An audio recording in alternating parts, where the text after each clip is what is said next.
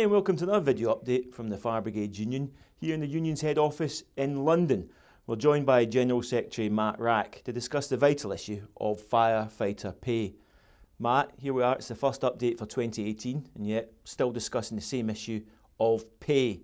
Now this is against a background of the worst cuts I think in living memory for the fire and rescue service. But of course last year firefighters were part of a consultation put by the union where additional work, discussions on that were put in the same context of increased pay rises. Now that was rejected by the members. 1% was then put forward. Where are we now in regard to that strategy as we enter the new year?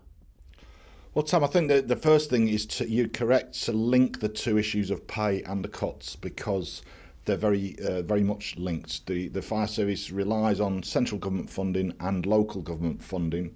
And we've had this huge period of cutbacks in that financial support for the service.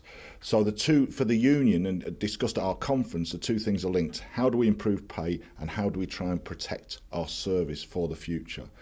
The additional discussions around additional work are also linked because what we've identified is that the work our members have undertaken has changed already. So this isn't just about work we might do, it's about work that's already going on. Sometimes because people have volunteered to do it, sometimes because they've been pushed into doing it.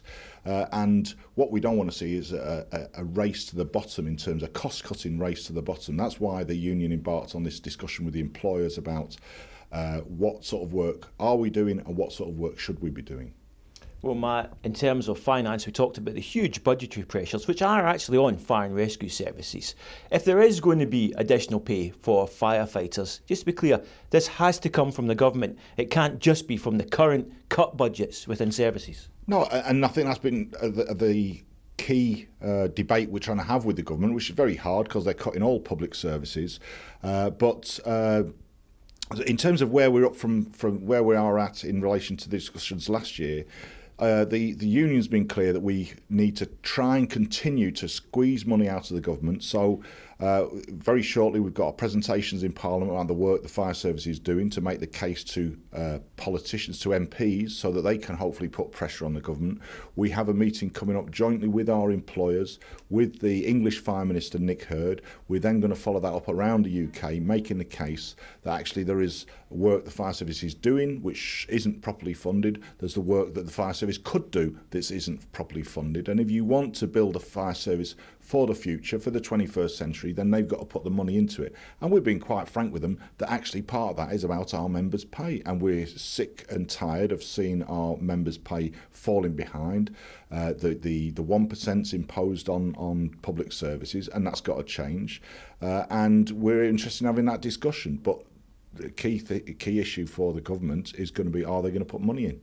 And when we're going to find that out, have you got a timetable in mind for that? Well, the discussions with the employers originally were aiming to try and reach some conclusions by March. As I say, we have a meeting with the English Fire Minister coming up in January, later this month, and hopefully things will become a bit clearer around that time. But I have to say, let's be clear, we're facing a hardline government that has cut funding to our service, cut funding to all public services, and squeezed pay. And we're trying to work against that to get money out of them for our service, which includes pay. But it's a difficult challenge. Now, Matt, you talked about a hardline government, and I know there's a lot of anger at fire stations and control rooms about this political hypocrisy. How on one hand, government ministers, after incidents like Grenfell, hail firefighters as heroes, and yet just a few weeks later there's no additional funding for the fire and rescue service and certainly no additional funding for pay. What's the union doing to hold this political hypocrisy to account? Well, I think you mentioned Grenfell, it's a huge challenge in the aftermath of Grenfell, the worst loss of life in a fire since the Second World War. We are making lots of points on funding for the fire service, about the fragmentation that we've got in our service. What would have happened if Grenfell had happened outside of London, for example? We're part of the public inquiry. We would be raising things in that.